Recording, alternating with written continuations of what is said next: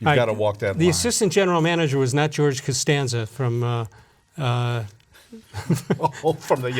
Seinfeld? Seinfeld, from the Astros, who got fired. Brandon Taubman was his name. You know anything about him? He was the assistant general manager. I have never met him. I just read what happened, and I don't see how.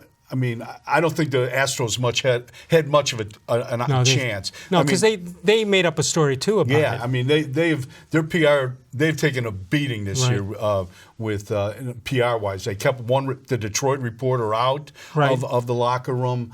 Oh, that was Verlander, right? Yeah, at Verlander's request. Yeah. So they have not done a great job this year. We're assuming alcohol might have been part of this problem. Well, I would, from what I read, it happened an hour, into the celebration or after most of the locker room had cleared out, and this guy, was defending Osuna, who had been suspended 75 games for domestic violence the year before, and he came up.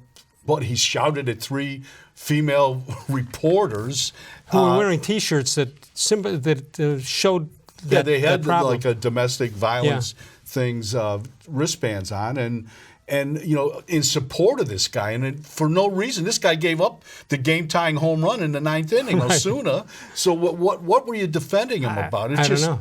Just let it slide under the table. Sometimes in those celebrations, I think.